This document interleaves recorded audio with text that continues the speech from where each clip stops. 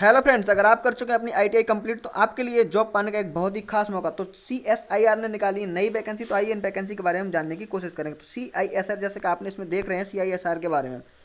तो आइए ये वैकेंसी क्या है। आवेदन जो जमा करने की अंतिम तिथि है वो है 3/7/2022, अर्थात तुम आवेदन को 3/7/2022 तक जमा कर सकते था। इसकी लास्ट डेट है वो 3 जुलाई है।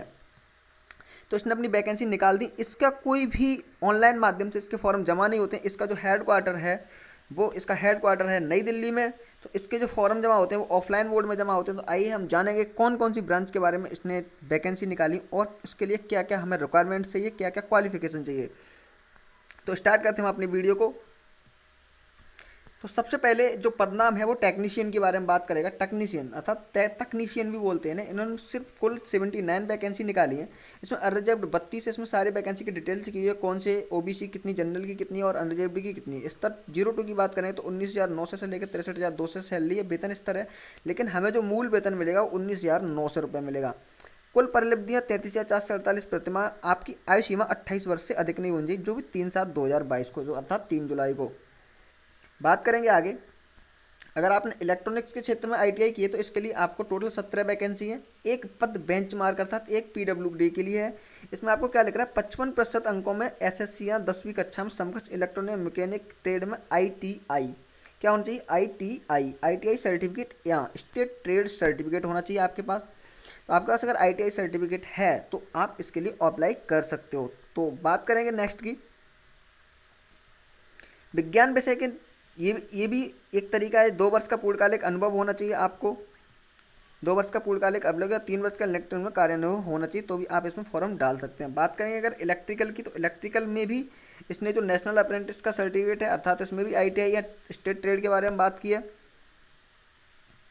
अब बात करेंगे हम इंस्ट्रूमेंटेशन में भी यही वैकेंसी है, अर्थात सब में क्वालिफिकेशन सेम ही है। इसमें 11 पद है टोटल। इसमें एक पद जो है वो एसटी के लिए है और बाकी युवा अनरिजर्व के लिए 4 पद हैं। अब बात करें कंप्यूटर की, तो कंप्यूटर में भी यही वैकेंसी निकाली। इसमें भी आईटीआई सर्टिफिकेट चाहिए और इसमें आपको अगर किसी भी मान्यता प्राप्त से 2 वर्ष का पूर्णकालिक अनुभव है तब भी आपका काम चल जाएगा। और आपको अगर सरकार में 3 साल का ऑपरेटर का वर्ष का कार्य अनुभव हो तब भी आप इस पद के लिए अप्लाई कर सकते हैं। तो ऐसे ये फिटर वालों के लिए भी है। फिटर वालों की 5 वैकेंसी है। बात करेंगे ड्राफ्टमैन की, तो उसके लिए 4 वैकेंसी है। ऐसी वेल्डिंग वालों के लिए 4 वैकेंसी है। मशीनिस्ट के लिए 3 वैकेंसी है। ड्राफ्टमैन के लिए 1 वैकेंसी है। टूल एंड डाई मेकर के लिए 1 वैकेंसी ओनली, जो भी अनरिजर्व्ड की है। बात करेंगे डीजल मैकेनिक के लिए 1 वैकेंसी है। टर्नर के लिए 1 वैकेंसी है। शीट मेटल के लिए 1, ग्लास ब्लोअर के लिए 1।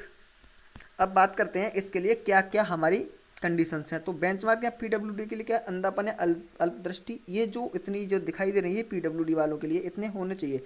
यूआर का मतलब यहाँ पे जो फुल फॉर्म लिए, एसटी का मतलब अनुसूचित जनजाति है। ऊपर बताई गई योग्यताओं के अलावा अगर कोई मान्यता प्राप्त योग्यता या निर्धारित योग्यता के समकक्ष है उसे योग्यता के बराबर माना जाएगा। अब बात करेंगे सामान्य सूचना और शर्तों के। जो लाभ हैं वो क्या क्या हैं। आपको मिलेगा महंगाई भत्ता, मकान किराया भत्ता और परिवहन भत्ता केंद्र सरकार कर्मचारियों को निर्देशानुसार दे है। अन्य शर्तें क्या हैं, आवेदक भारतीय नागरिक होना चाहिए। ठीक है, सब भारत के ही नागरिक हैं। सभी आवेदकों आवेदन पत्र अंतिम के अनुसार विज्ञान निर्धारित पद को किसी पूछताछ तो विचार नहीं किया जाएगा। आइए इनको हम पढ़ते हैं। आप इनको वीडियो को एक बार पॉज करके इन्हें पढ़ लीजिए। मैं आपको मेन चीज़ें बता दे रहा हूँ।